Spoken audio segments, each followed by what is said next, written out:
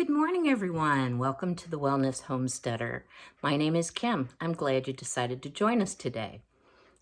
So today we're going to talk about zucchini. So we have a little joke here in the farm community where I live. Zucchini is extremely proliferative. You plant it, you think you're going to get 10 zucchini, you get 10,000 zucchini.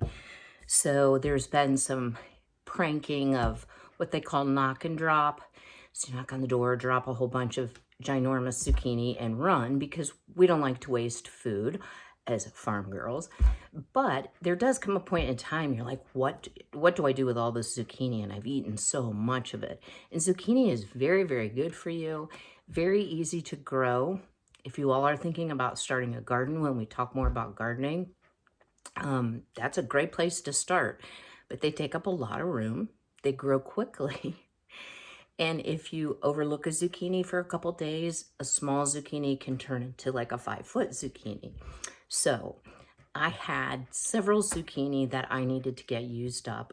I was not a victim of knock and drop. I actually grew these zucchini, so they're organic. I didn't have to purchase them. I have a couple kinds of zucchini, and I thought, I'm just going to turn on the camera really quick, talk about food dehydrating, why you would do it, and show you just how simple it is. I've spent maybe the last 10-15 minutes cutting up some zucchini, and let me try to show you here. There are a couple ways you can do it. So you can cut it up like French fries, because you can use this just like you would a spaghetti noodle when you rehydrate it. So as you dehydrate it, it's going to get really small, not take so much room to store. You all know my pantry's full of jelly. And then you can rehydrate it either with sauce, if your sauce isn't really thick, or just briefly in water. If you need an alternative, a lot of people cannot or will not eat grain. So if you can't have pasta, why not use them as zucchini noodles? Another way that you can cut them, and don't judge my knife skills, is just to cut them in simple circles. And then you can drop them into sauces, etc. At the very end, let them hydrate. It's a great way to get vegetables into your kids, because the zucchini will take on the flavor of the sauce that it's put in.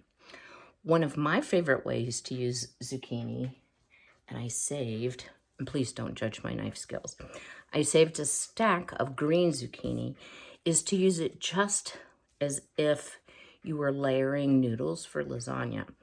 So you can overlap them like this and this.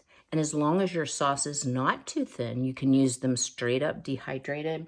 I usually rehydrate mine a little bit because I like a thick sauce in my zucchini. What I'm doing now, and I'll swing around here in just a minute, I'm just putting the last of the zucchini out on the tray. I'm gonna load up my magic mill, and then I'll swing around and show you a little bit about food dehydrating. It's so simple. All right, so this is my personal choice for a food dehydrator. I'm sure you've all seen the round stackable food dehydrators, all plastic, fan at the top that blows down on the food. There is the Magic Miller, the box type, and then there is another high-end food dehydrator called an Excalibur. I personally chose this from a price standpoint. For two reasons, it was my pick. One, the fan is in the back, so instead of the air just blowing down on the top layers of food and you don't have to keep juggling the trays, it's more evenly distributing that warmer air. And number two, this is a metal construction, so it's not all plastic. Personally, for me, from a wellness standpoint, I try to avoid cooking on a lot of plastic. Now, I have tried, unsuccessfully, to just straight up dehydrate on the metal trays, and I am telling you, you can't pry it off of there. You need some sort of a barrier, and this is a silicone type material that I've been using. I like it really well. I've also used just plain parchment paper. That also works. It just makes it take a lot longer because the air circulation isn't quite as easy. I did invest in the Dehydrator cookbook, and I'm going to try to put the link below. I'm still working on my Amazon affiliate link, so you guys give me a break. But this book tells you how to dehydrate things that you wouldn't even think about dehydrating. It just has great, great recipes. And in fact, all of the information about dehydrating zucchini is on page 79. And they talk about the size of the squash, the type of the squash, different things you can do with the squash. So it's really informative. You can even dehydrate the blossoms, which actually are pretty tasty. The bunnies usually take care of my blossoms, so I don't always get any blossoms to dehydrate. One thing you want to remember about a food dehydrator is you're not cooking the food, you're removing the water from the food. And you want to preserve as much of the nutrient in the food as you can. So my personal belief is low and slow. This does not use a lot of electricity. I'm pretty frugal, and we're going to talk about ways of saving money. You know, I go through my refrigerator every weekend, and what can be dehydrated that needs to be eaten or it's going to spoil usually goes into the food dehydrator. And in the winter, I'm very, very glad to be able to rehydrate that and have that fresh taste. So all I have to do, it's on. Well, there you go, push start. Now for zucchini, it will take a long time. So it has a lot of water. I usually go about 115. You don't want to go over 125, and the book will tell you recommended temperatures. Time-wise, oops, come on now. There we go, time-wise.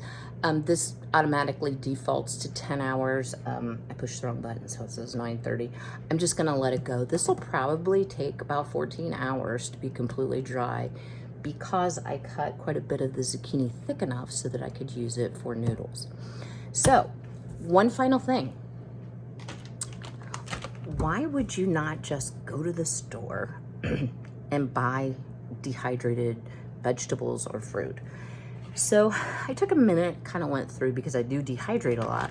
One thing I don't dehydrate are apricots, and I love apricots. And I was like, never really stopped to think about what was in this. It's fruit, good, right? So I looked, and it is full of preservatives. Commonly sulfur dioxides, which are sulfates, which many people have allergies to, benzoic acid, malic acid, and the other thing I don't know, I have no idea how these were grown, whether they're GMO, non-GMO. I think they would be GMO because they don't say. However, I don't know what pesticides, herbicides were used on these. So if you can buy organic on things that you like to eat that are thin-skinned, like an apricot, or where you're eating the skin, where the chemicals get absorbed, it's a great idea to grow your own, source it locally, source it at the farmer's market, source it organically when you can, and then dehydrate it and save it for later. I am super excited for fall this year. I love dehydrated apples, and they are usually very, very high in sulfites. I always want to call them sulfates, but sulfites. So this year, we do have some local apple farms here in Ohio. We're going to be doing some dehydrated apple chunks and learning how to use those in bread making, and you can put them in your yogurt. You can put them in oatmeal. They're so really good. It takes up very little space. You can store it in a mason jar. So I hope you found this helpful. I want to also remind you, if you find value in the channel, please like my video and subscribe. It helps me out greatly as I'm getting started here. Thank you so much for your comments. They've been great. I do want to apologize to anyone who saw the not so great comment. There's always going to be people who post things you don't want on your channel. This was a link to some explicit material, and I deleted it and reported it immediately. So I apologize if you saw it. That's just going to happen occasionally, and I'll take care of it as soon as I can. So have a blessed day. Thanks.